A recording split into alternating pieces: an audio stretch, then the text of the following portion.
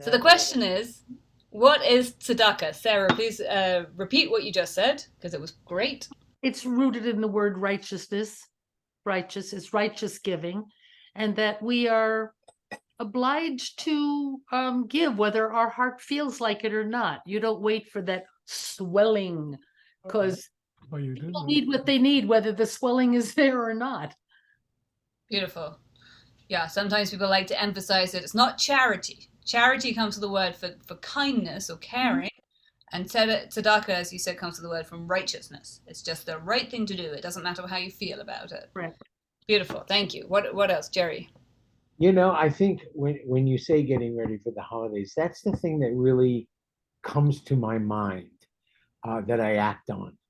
Uh, Looking at where do I want to give tzedakah, and consciously thinking about it. That not, I mean, yeah, worrying about the money that you give away, but still, it's more important that you give whatever you're giving to something that's going to help sort of repair the world. To come along. Great. Thank you. And I'm going to come back and ask more about that in a second, but let's keep going around and hearing what is tzedakah? What do we know about tzedakah already? What do we know about tzedakah and how does the tradition recommend that we give it? What are some principles? Miriam. Anonymously. Anonymously. Great. Ideally anonymously. Yep. That's what I'm going to say. The Gimel, the Aleph Beis Gimel, where I think relates to tzedakah, the little hook at the backside that makes it the Gimel is as I understand the story, the giver should not know to whom it goes, and the receiver should not see the face of who gave it. Although I would put a that and slash, sometimes it's also a bracha to look in the eyes as one gives or receives and feel that sharing. Thank you. Beautiful. Yeah, we often hear about the Rambam's 8 levels, of giving, and they're all good, completely anonymous is just the highest, It doesn't mean that you shouldn't give to someone. Actually, like the reverse, like the Talmud is very clear. If someone is like directly asking you to meet their needs, that they don't have food, they don't have shelter, you absolutely should do that first. Yeah. I don't know the Rambam's 8 ways of tzedakah. Well, we're going to have a look. We'll have a look. Yeah, Sarah. Something else about tzedakah that somebody once mentioned years ago, and it stayed with me. In some places, some religious institutions, they expect a certain percentage of an income to be given. But that doesn't mean that 1% of that percentage is not still tzedakah. That even a small effort, it's like a piece of a mitzvah is a mitzvah. A piece of tzedakah is still tzedakah. If you can give more in time, you do what you can, but not to denigrate small giving without knowing. And we don't know where people come from. That's absolutely right. And a couple of things I'll share. One of them isn't on the source sheet. Is actually there's this idea that to give to meet your need, meet your like obligation. The Talmud comes up with something like what is it? It's like 4 zuzim or something like that. It's like it's like it's like an incredibly small amount. Anyone can meet this over the course of a year. Oh. So it's like you should give $5 over the course of the year to fulfill your basic obligation. There's also an idea which I did bring on the source sheet that even someone who is themselves sustained by tzedakah should still give tzedakah. So it really isn't about the amount at all. It's about participating in that flow of generosity. Anything else that folks want to? But can tzedakah be something besides monetary? So giving of your time to help somebody, help an organization, whatever, is that sort of considered tzedakah in this traditional sense? Yes, I think so. Certainly giving goods certainly giving goods, because I mean, it used to be that there was a lot less of a cash economy, but it's a good question. Does volunteer time count as tzedakah? I would say yes. I would say. Yes. I mean, your time has value. Especially if it's a religious dedication of the time.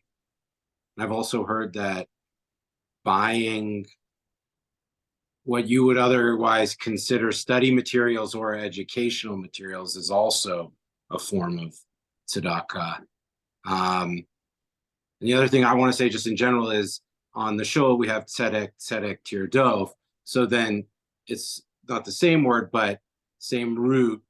And by that, I feel whether it's the one way you said where even someone who is sustained by tzedakah should also give tzedakah to repeat that root and have a double, or just more generally that we should try to, once we've given, still find in our heart the way to give more yet again is really important. Nice. I really like that. I've never connected those two ideas before, that the one who receives tzedakah should also give tzedakah and tzedek tzedakah. That's beautiful. And yeah, it's an iterative process. We can always become more tzedek, get more tzedakah. Great. Lovely. Any other ideas about tzedakah before we have a look at some sources? Well, carry a bunch of dollar bills in the car. I carry a lot more than he does. I don't know why, but Maybe he gives them away quicker. I think he uses them up faster. But I currently have a lot in my dollar bills in my wallet. And when we go to the bank to get some pocket money for the month, we always get a whole lot of dollar bills. If somebody is standing there saying they need money, I open the wallet if we have time before the traffic moves us, and give $1 or $2 to whoever is standing there. To me, it's something you do automatically. I was taught that by the first rabbi of Bonei Shalom. We were studying Talmud, and he looked at a vegetarian restaurant, about 10 of us, and he looked out the window and he said, "Everybody go and give that woman some money now." And we all got up and went out and gave the woman some money. To him, it was automatic. You saw somebody who claimed they were in need, you trusted they were, and you did something right then and there. And I've followed that policy ever since. That's great. Yeah, thank you for sharing that.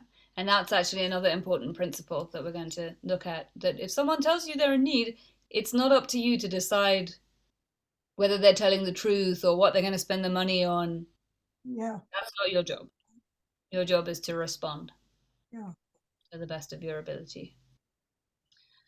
Jerry mentioned before, this is a real focus of this time of year. And I think it was Steve said this in our first class, or maybe second class, like, what does tzedakah have to do? It was either Steve or Daniel, I forget. What does tzedakah have to, it was you. What does tzedakah have to do with, like, why would that affect our fate? Like, okay, fine, Teshuva or Tefila, like we're like tuning back into the source, and like maybe that's going to change us or change how we're seen by God.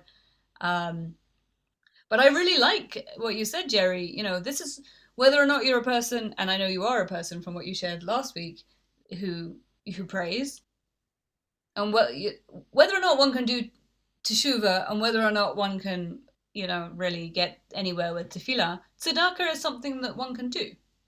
It's very practical. It's very direct, and it does make an immediate difference to people. And I love the image that you shared last week, Daniel, when somebody asked, but shouldn't we be doing Teshuva all the time? What's with doing it this time of like making this the focus, and you said, well, it's like doing your taxes. Like you might want to be careful with your accounting year round and keep records, but there's still like a value to, or like a necessity to do a wholesale accounting and balancing and making sure that you're contributing what you should be contributing as an annual process. And so for me, it makes complete sense that Tzedaka is part of this annual spiritual accounting. It's like a very literal, practical accounting of like, am I actually giving the amount of tzedakah I could be giving? And am I giving it to the right places? As Jerry said, it's very important to discern where should my money be going or my time. Like, is it aligned with my values? Is it making the biggest impact that it could be making? What's going on here? So that's just another little question before we look at some sources.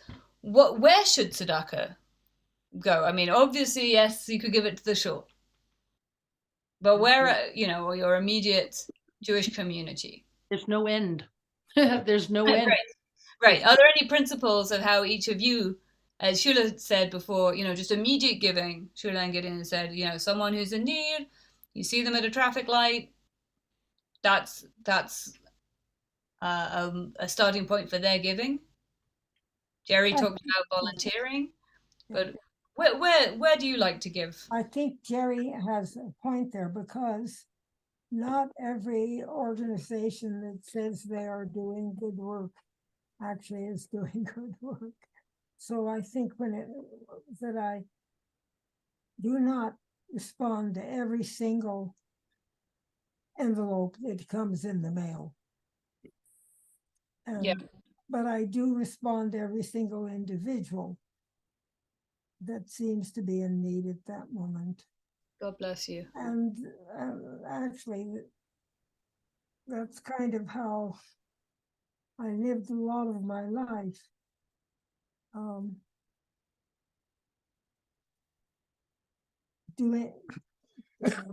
Trying to work on a need that seemed apparent. Mm-hmm. For example, when the Southeast Asian refugees were coming to Boulder. So I hear two things there, both helping.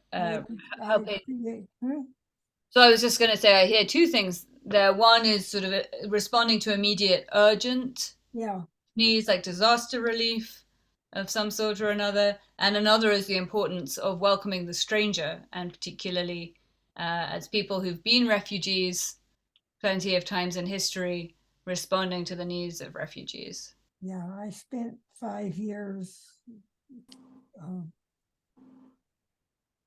with a group I had trained to go to the homes of the refugees. Didn't you do the Russian families when they came too? Yeah. That's wonderful. It's wonderful. Okay, so unless anyone else wants to share any other principles of how they allocate their giving, Miriam and then Sarah, and then let's look at some. And briefly, I think obviously individual is tikkun olam if someone needs. There's also that principle in the larger of giving, that it's towards repairing the world. Absolutely right. Yeah.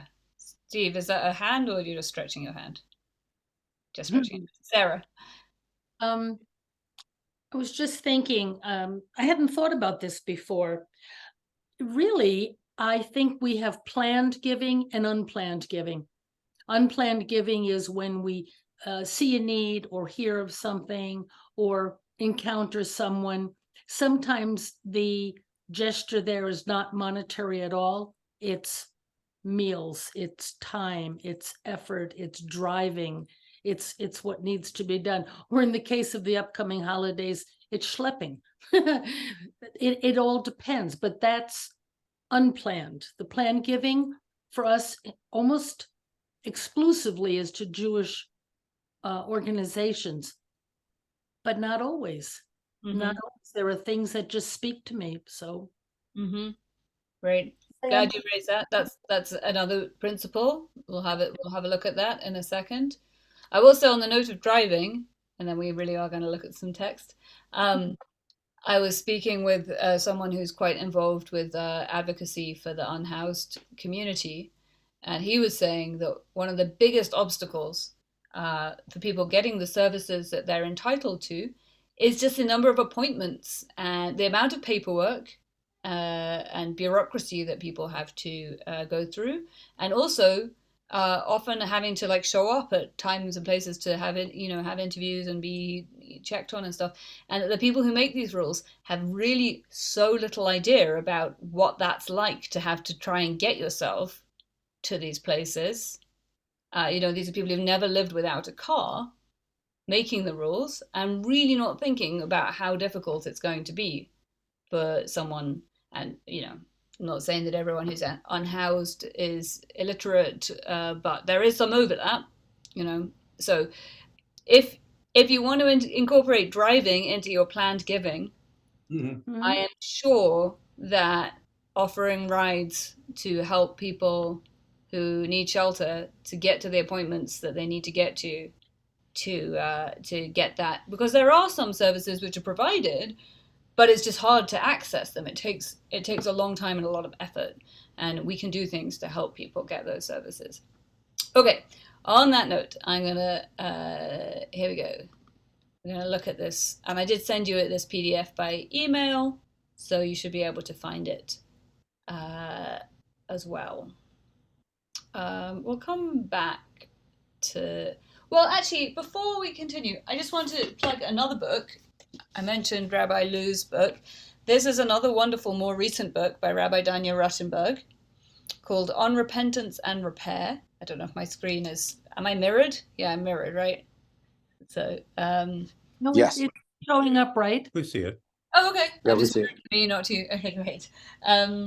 Making Amends in an Unapologetic World. And she is, she's a big fan of the Rambam, of Maimonides, who's the person who gives the most step-by-step sort of how-to on Teshuva in his Laws of Teshuva within the Mishnah Torah, which is his great sort of halachic masterwork, where he's very systematic in general, the Rambam, Maimonides. And she's reading Maimonides and using it as a what's the word, like not a rule book, but a roadmap for discourse about repentance, about making amends, in a society where we have increasingly a culture of calling people out, but then a great deal of uncertainty of like what happens from there. How does a person actually go about making amends when they've done harm? And it's a very readable, very interesting book where she very directly brings the work of the Rambam to bear on public discourse. And yeah, very interesting indeed. I highly recommend it. You can sort of dot around, and if there are some sections that are more interesting to you than others, but she's speaking both about repentance in personal relationships and institutional obligations and national repentance and justice systems. So really a great, very, very interesting book. This is one of the things she says here, Rabbi Danya Ruttenberg. Someone want to read this for us, where it says translated to our own time? I'll go ahead and read. Thanks, Marilyn. Translated to our own time, the work of transformation might include tearful grappling with one's behavior in prayer, meditation, and/or some other practice, making financial sacrifices that have meaningful impact both on one's own wallet and the world, changing one's self-conception and self-identity in appropriate ways, putting oneself in new situations both to consciously avoid the opportunity to cause harm and perhaps to experience what it's like to not have control or power. Some place where one might get some practice in the virtue of humility. Thank you. So something that we discussed in the first session, which just a couple of us were present at, was this idea of changing one's place and changing one's name as part of the Teshuva practice and what those have to do with Teshuva. And here she speaks to that. But I particularly wanted to bring this quote because I felt like it also was a response to Daniel's question of like, well, what does tzedakah have to do with this whole Teshuva process? So I think she's giving quite a different slant here on what tzedakah or giving has to do here. Does someone want to articulate what does Rabbi Rottenberg say about where giving has a part in the tshuva process? Jerry, you're muted. Well, I was reading the meaningful impact on one's own wallet and the world, changing one's self-conception and self-identity in appropriate ways, and putting ourselves in both to avoid the opportunity to cause harm. But I'm also thinking of tzedakah, of the three things that we're supposed to be doing. We personally, I don't know if I'm saying this right, we don't benefit necessarily. Someone else is benefiting from what we're doing. When we pray, we hopefully will benefit. When we meditate, when we forgive, we will benefit. But when we give tzedakah, I guess emotionally we benefit because we know we're doing good, but there's no tangible reward other than you know you're doing something good. Right. So it's dovka something for someone else and not trying to get anything out of it oneself. Right. You know, it's I'm not giving to whether it's an organization or to the person on the street because I want to be thanked. I'm giving it because it's the right thing to do. Yeah. And for all that it can make us feel good, sometimes it can make us feel really lousy. Like when we go out and we give what we have to give and we see, you know, what a drop in the bucket it is, or, you know, we've given someone $5. On Purim, I was distributing the tzedakah that was raised by the community. I was one of the people who went to give it directly. And this guy, like, we gave some socks to and some cash, and he pulled off his shoe and he had two gangrenous toes. Like it was only a matter of, and no medical help, you know, it was only a matter of time probably before this guy was, I don't know what happened to him. Hopefully he got help. But there's every probability that really nice guy who just had some bad luck could well have got sepsis and died because he wasn't getting any kind of care. So, you know, like, yeah, it can make you feel good. It can make you feel really rotten as well, even as you're doing good. But Steve, you're going to say something. Yeah, I mean, I'm wondering, is the point here that Rabbi Rottenberg's trying to make that tzedakah can be part of Teshuva by reminding you that you could be in a bad situation, like getting you out of your own space and being able to reflect on the situation that you're in, like as I don't know what the right word is, but like a stimulus to see yourself from the outside, to see the world from a different point of view. Is that the point she's trying to make? I don't think that is actually what she's saying. I think that's a valid thing, but I think actually what she's saying here is that tzedakah can be a part of making amends, like a literal way, because that's one of the Rambam's steps, and one of her steps is like not just understanding what it is you've done, and not just apologizing for what it is you've done, but actually making, and hopefully when the opportunity presents itself, doing something differently next time, but actively trying to rectify the situation. And she brings this book is full of anecdotes and, you know, personal correspondence and stuff. It's very interesting.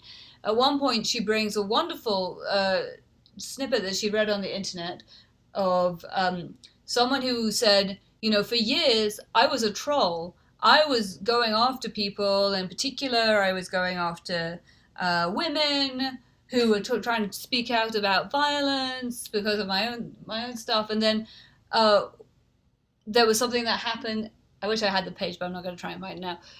But basically, this person woke up to what they were doing, and they wrote this very sincere apology, saying, I realized now that I was being an absolute schmuck, and I'm really sorry I did that. And I suddenly woke up and realized the humanity of the people I was attacking, and I won't do it again.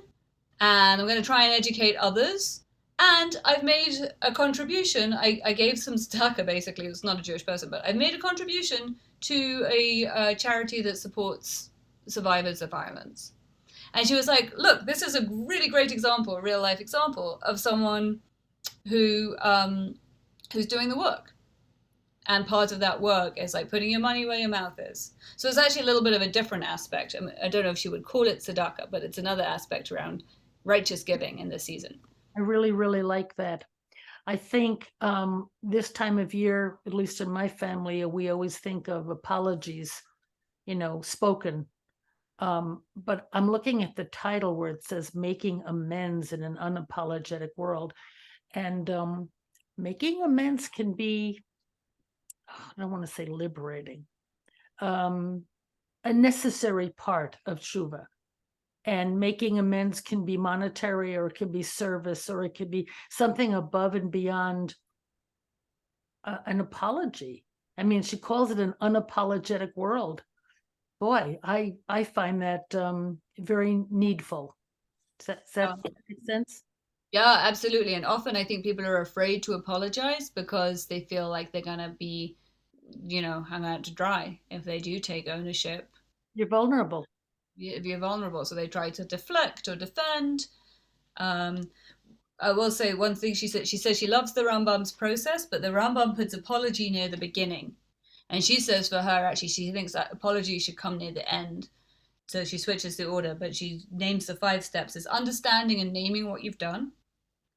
Transformation, which goes hand in hand with inquiry. You have to really dig in to understand the issues that you're dealing with, and what is it you didn't really get clearly before. So it's not just like a surface, oh yeah, I think I maybe was out of line there. You have to really get why. Then amends, doing something to rectify or to contribute towards rectification. Then apology. And then the 5th step is famously, if the same or a similar situation presents itself, then making a different choice next time. But Daniel, you had your hand up. Yeah, just to point out 2 things.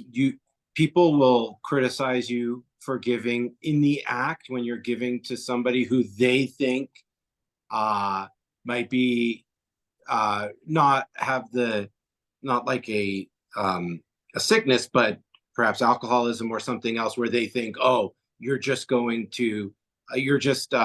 facilitating, right? And then the other very cynical opinion or philosophy that no matter what, even if it's the highest level and totally anonymous, still psychologically you benefit from giving. You get some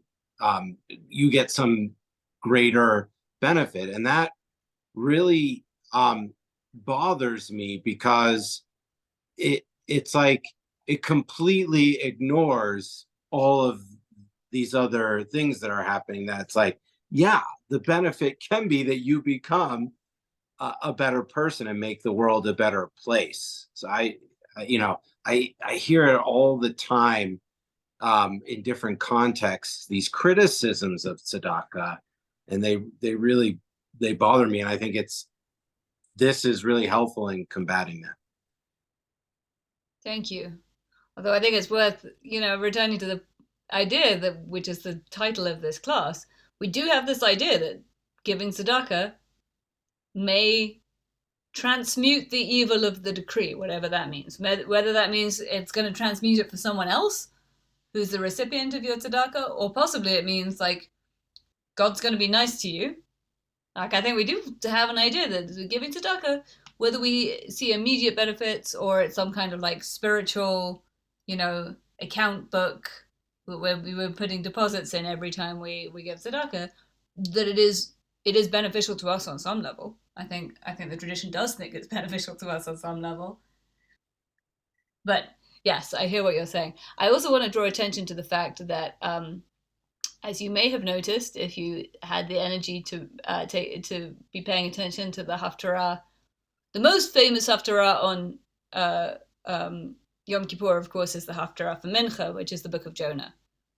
And this Haftarah from Yeshayahu, from Isaiah, which we read the morning Torah service on Yom Kippur, is not as interesting as the Book of Jonah, perhaps, but it does have has a lot to say.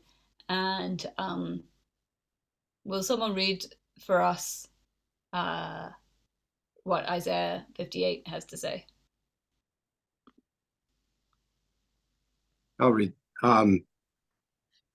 Will you call this a fast and an acceptable day to the Lord? Is this not rather the fast that I, God, will favor, undoing the fetters of wickedness, untying the bands of perverseness, and letting the oppressed go free, eliminating every yoke? Is it not to share your bread with the hungry, and moaning poor you shall bring home? When you see a naked one, you shall clothe him, and from your own flesh you shall not hide. Then your light shall break forth as the dawn, and your healing shall quickly sprout, and your righteousness shall go before you. The glory of the Lord shall gather you in. Thank you. And in fact, it even says before this, you think that I, God, am pleased with you like fasting and putting on sackcloth? Like, who do you think you are? You think this makes you righteous? You think I want the blood of sacrifices? This is what I actually want. What I, God, actually want is for you to take care of people, to do justice in your society. And it's no accident that we put this at the very center of Yom Kippur. And Yom Kippur we can get very fixated on like I shouldn't eat, I shouldn't drink, I shouldn't wear leather shoes, da da da da, I should wear white, da da da da. The rabbis say, this actually, this is what I'm interested in. This is what I, God, am interested in. Yeah, that haftarah starts with make way, remove the stumbling block from the path of my people, from the way of my people. Mm-hmm. So so it includes that kind of collective point of the whole thing. Mm-hmm. Beautiful, thank you. Yes, that's right. So we've already mentioned quite a few of these principles. Sarah said absolutely the word tzedaka comes from tzedek, tirdof, and Daniel beautifully connected that with the idea that even one who receives tzedaka needs to give tzedaka. Now, these verses from Deuteronomy 15, I mostly brought because the midrash on them becomes very important in the tradition, because the last verse from Deuteronomy here says, you must open your hand and lend whatever is sufficient to meet the need. And then the midrash comments on that. Sufficient, one is obligated to fulfill the needs of a poor person one encounters, as it says, sufficient. And then it says, if the giver doesn't have enough to completely fulfill the needs of the person, then how much do they need to give? They should give according to their ability. And then here we get a literal amount. So the Midrash says, how much? Up to 1/5 of one's property is exemplary, so up to 20%. 1/10 of one's property is good, is average, and less than that is selfish. So you should give between 10 and 20% of what you have, is the idea here. In this Midrash, it seems to be like, okay, it's to one individual who really needs it. For us, we tend to interpret that as like, I'll give 10 to 20% of my annual income after expenses, and I'll give it, I'll distribute it amongst causes, probably. But this is where we get the idea of 10% is like a good baseline. In fact, the Talmud elsewhere says, I found it and then I couldn't find it again. Don't give more than 20%, because then you risk impoverishing yourself and ending up being reliant on charitable funds yourself. So whether 20% is the accurate figure there, or proportion, there is an idea that you shouldn't overgive, because you shouldn't risk impoverishing yourself. That's actually not helping anyone. But it's interesting. We do have a sort of like, what's the word? Like a suggestion, a suggested, can't think of the word, but range of giving. What? Let's read this piece from the Bava Metzia, and then we'll discuss.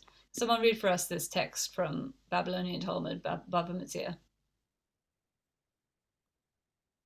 Want me to read? Go for it. Thanks.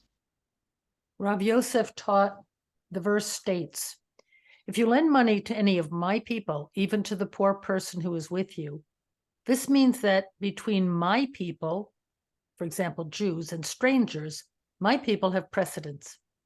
The term, the poor person, teaches that if a poor person and a rich person come to borrow money, the poor person takes precedence.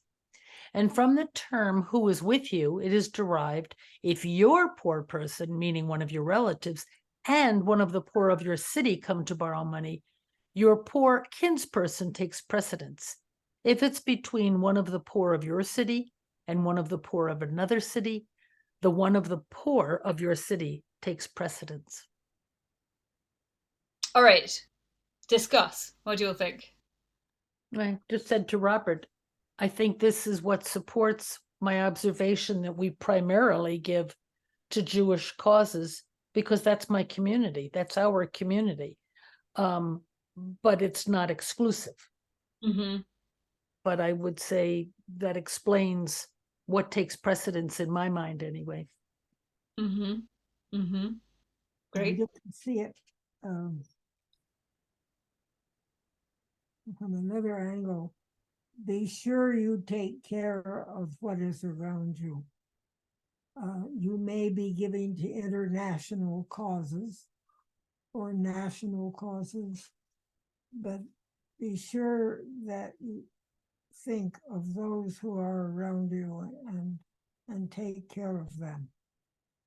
Absolutely. Yeah.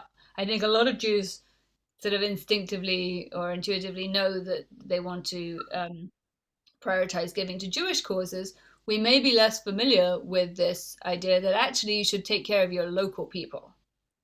That's a very important principle in Tzedaka from a Jewish perspective. You should take care of the poor of your own city. And interestingly, this thing also about you should take care of your own family. And in fact, the rabbis say that even includes taking, you could completely discharge your tzedakah obligations. For instance, caring for your parents or for your adult children if they need support, or your grandchildren. That it doesn't mean like sending them to Harvard, but like if they need your financial support. I mean, maybe it actually does mean sending them to Harvard. I don't know. That counts. There's nothing like if they're your kin, then you should take care of them, and that doesn't count as tzedakah. It's like take care of your kin first. Ideally, people take care of their own, and then if they have what to give after that, great. But given concentric circles of those closest to you. So sorry, my computer died. I disappeared. But I'm also wondering if the need takes precedence too. I'm thinking, a few weeks ago after the hurricane, and the thousands, tens of thousands of people, Muffle the voice. and the need to give tzedakah, whether it's to the Red Cross or other charities that are helping those people, and that need sort of superseded anything locally at that moment in time. Yeah, I'm not hearing you very clearly. I'm not sure if there's something you can do with your sound, but I think you're saying, how does that balance against like dire immediate need of people further away, but who are like there's some kind of crisis, like the earthquakes in Turkey or whatever it may be, like how does it balance taking care of like ongoing needs closer to home and more extreme needs further away? But I'm not sure if that's what you said. So put right in the chat because your sound's a bit wonky. Well, Any better now? A little better. he was talking about the crisis in Iraq. Still not great though. Okay. Sorry. Dan, did you want to say something? Oh, Miriam. And then Dan. Yes, I see an operative word in here that makes me question the whole premise.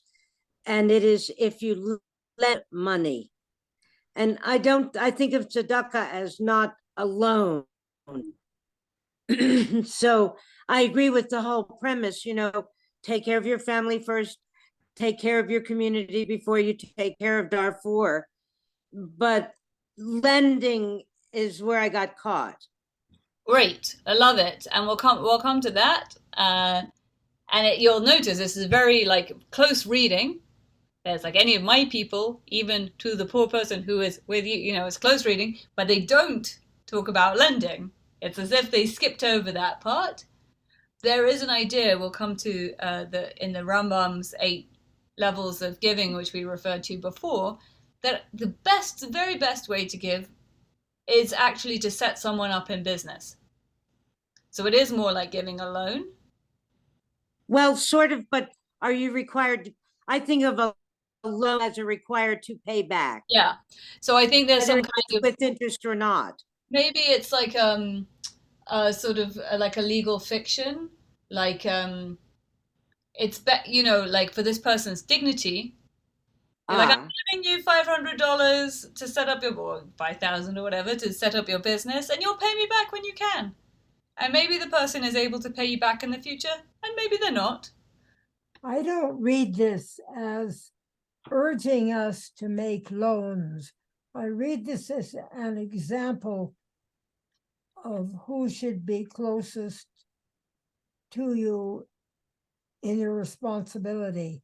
Because the verse doesn't say when you lend money, it says if you lend money. It's just, this is an example of a hierarchy. And that's the important thing, not the importance of lending. Yes, I think I agree with you that they're deducing a hierarchy of need or priority of giving, but they're actually not focusing on the lending. They're just like hooking it onto this verse, which is about lending, and then applying it actually to giving. But it's possible there is some idea, unclear. Yeah. Did someone else want to say something? Well, just to that point, because we live in a modern context where we have investment and very mature capital markets. It was the exact opposite in antiquity.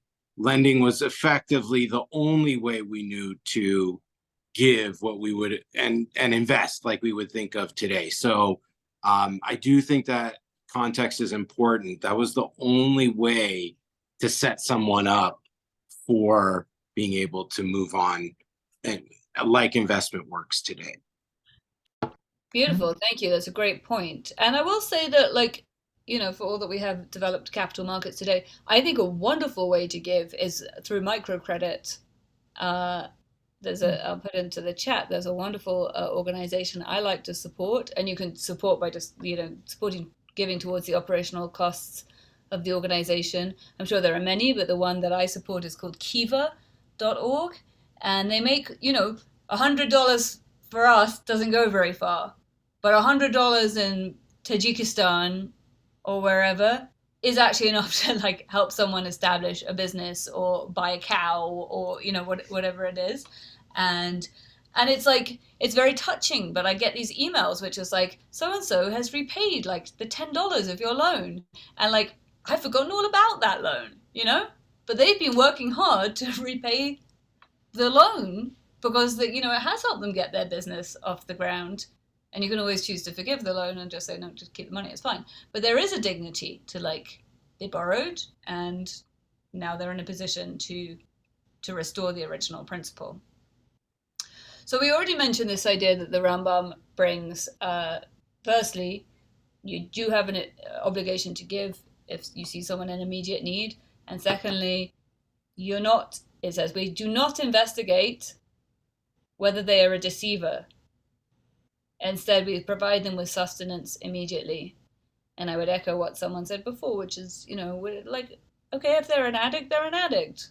That's terrible. I'm sorry that, if I were living on the street, many people who live in houses are addicts, and, they're not in such dire and desperate conditions that they would have such a push to escape the conditions of their reality. It's not my job to judge them for the, the recourses that they use. So I think that also, whether they're a deceiver or what they're going to spend the money on, not my business. My business is to try to provide them with the help that I can. We mentioned before already this idea that someone who derives their livelihood from charity is still obligated to give charity. And will someone read for us? These are the last two sources we have from the Rambam. So will someone read for us about this giving charity with a sour expression? I'll read. Great. Gideon, were you going to read? Go for it, Miriam. Miriam, go for it. Whenever a person gives charity to a poor person with a sour expression or with their face buried in the earth, they lose and destroy the merit of their action. Even if they give the poor person 1,000 gold pieces. Instead, one should give with a pleasant and with happiness, communicating with the recipient about their troubles. If a poor person asks you for a donation and you have nothing to give, you should at least comfort them with words. Okay, discuss. A couple different ideas here. So, am I any better? Yeah, much better. Oh, good. All right, I had to restart, I guess. There's an intent there. So if I'm giving, let's say, as Shua said, somebody's out in the corner in the street asking for money, and I just sort of, hang my hand out with $1, but turn my face away. I don't want to look at you. There's a message that's being sent to the receiver that, you're not worth it, but I'm doing this anyways. If I'm going to give, here, use it in good health, whatever. It's that unspoken communication. Right.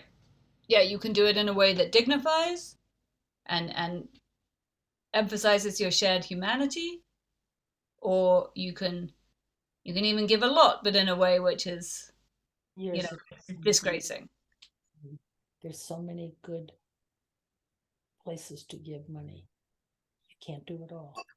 And I think this last point about comforting with words is the response to that is that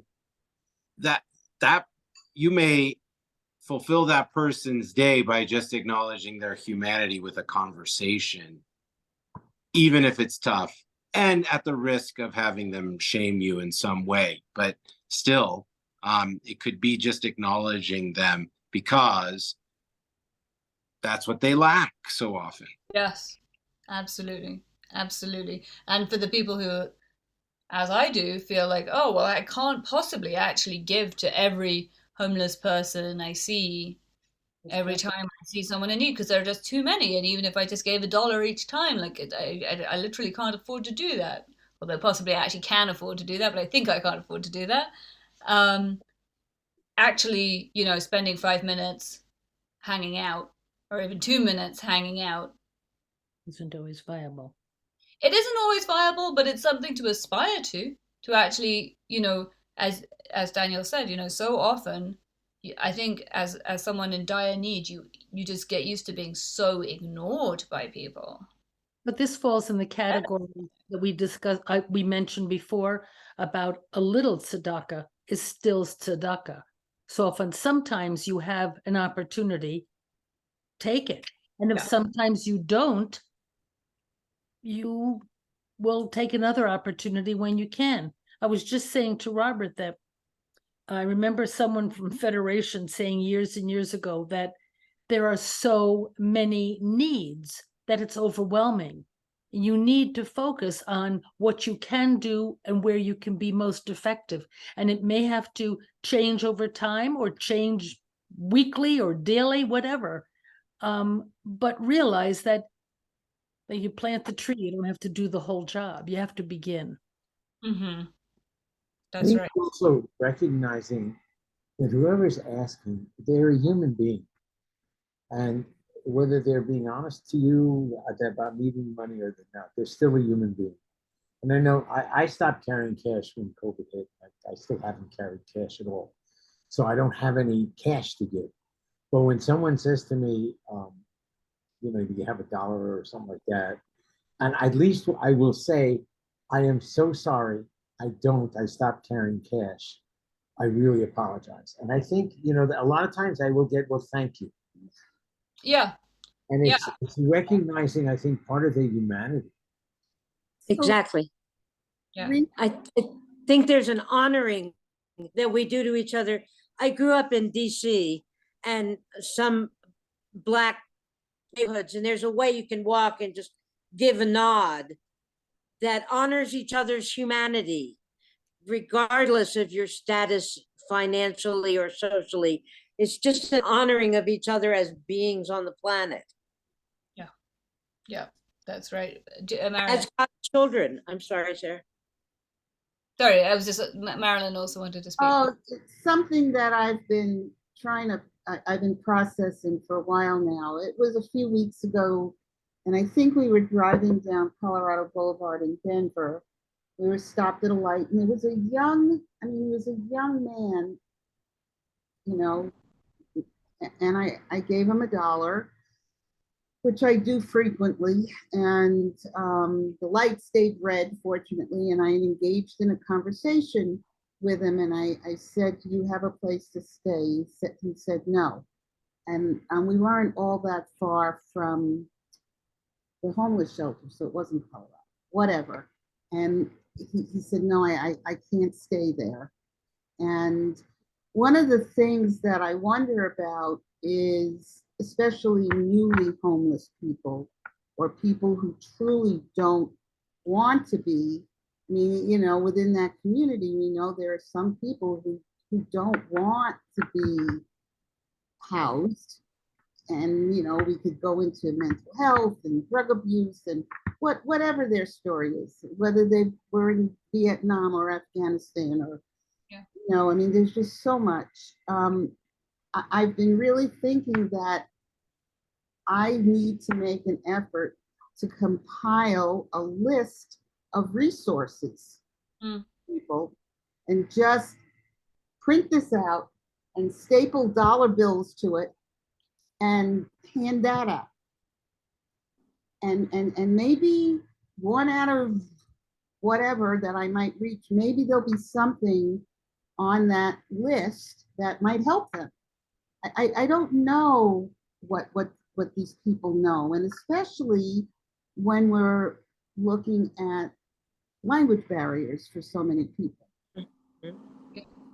Yeah, what a wonderful idea. And you know, you don't need to reinvent the wheel. There probably are already resource lists, and I'm happy to put you in touch with someone I know who's works a lot around advocacy for. I would love that. Yeah, I would really appreciate that. I'm sure he could point you in the way of some ways to help and some resources that you could print and have for people.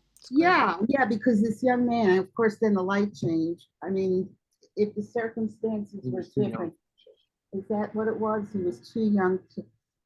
And I mean, I wanted to pull over and really talk with him and see what we could do. And we were in the left lane and we were getting Dahlia from school and blah, blah, blah, blah. But it just left me feeling horrible.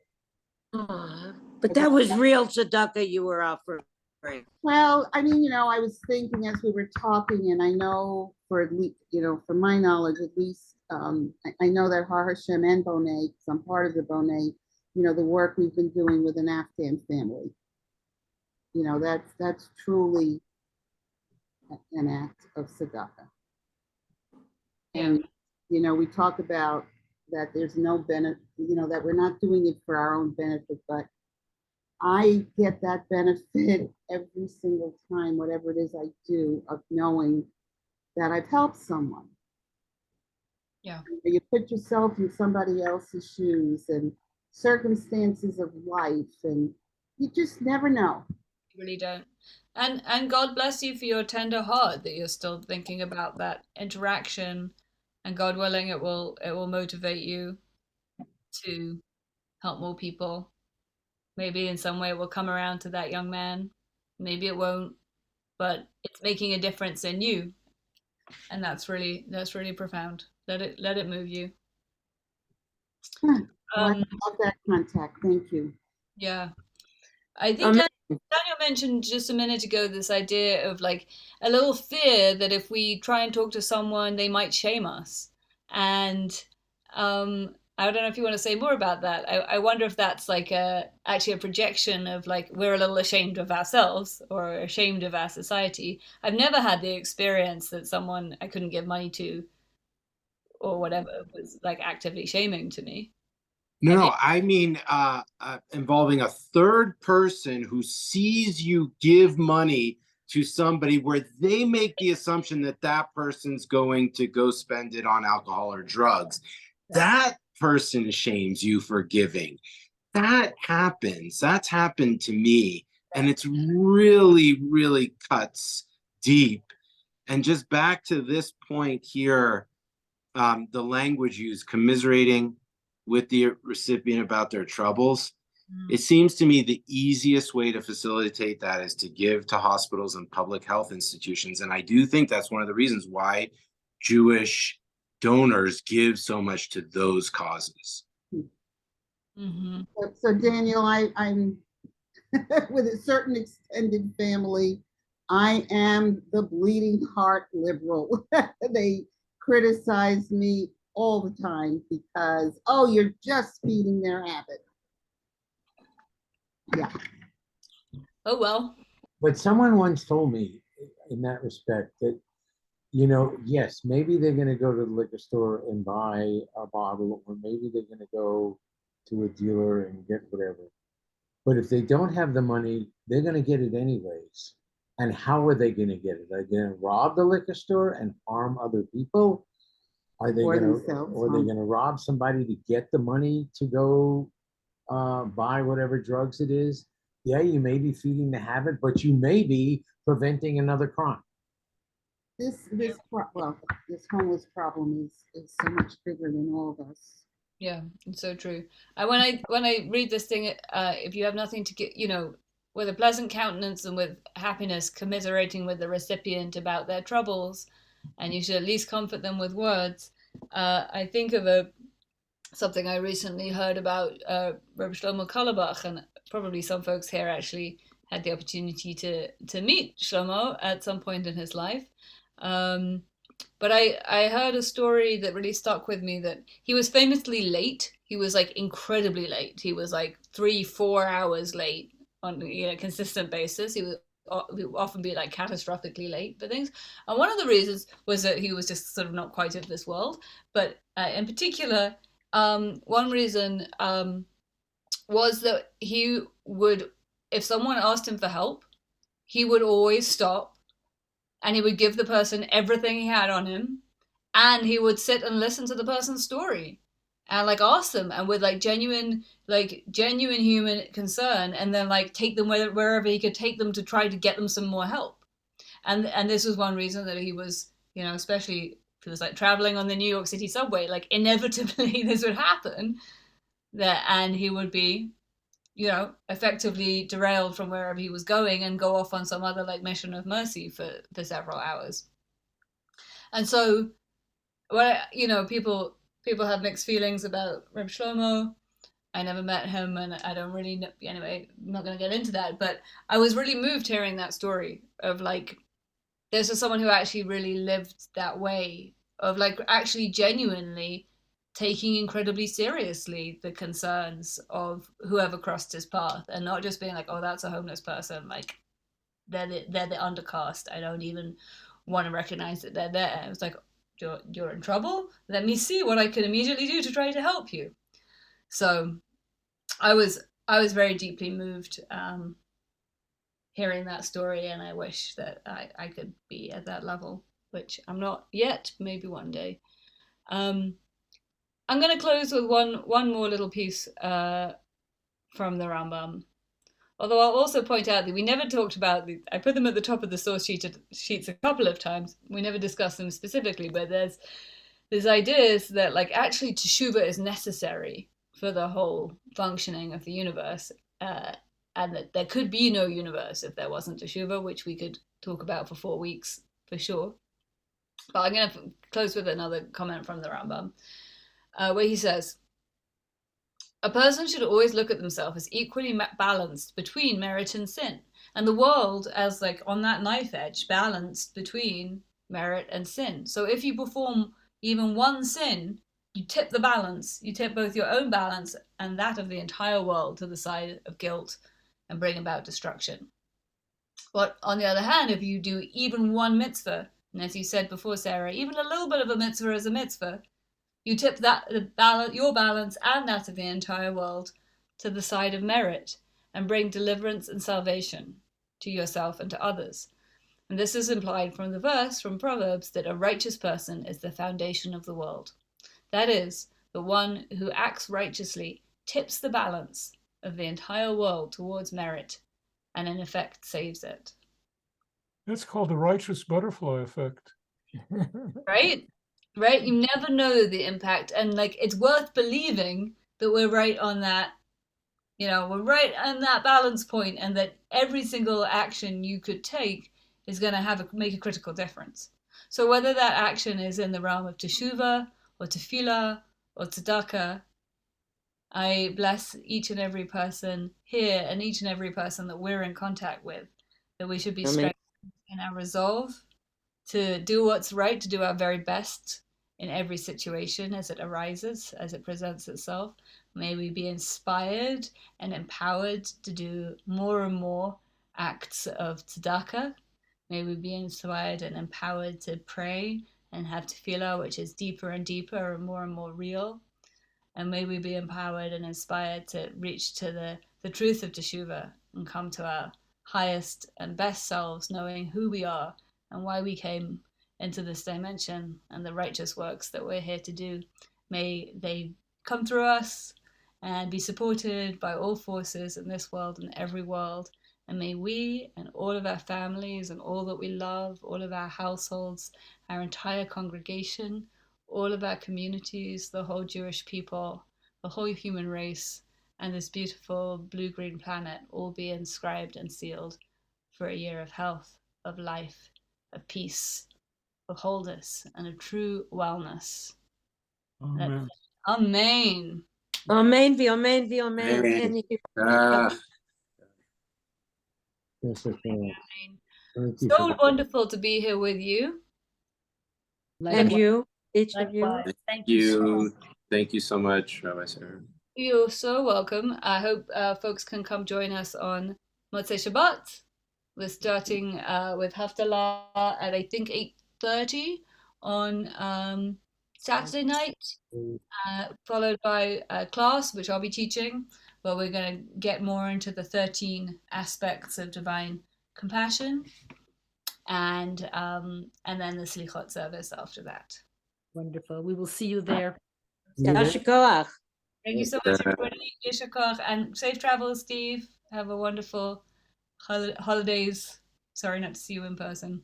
No, I'll be at Slichot on Saturday night. Oh, fantastic! Great. Yeah. Good to see you. But shalom, everyone. Thank you so much. Shalom, shalom. Good health, good health. Amen.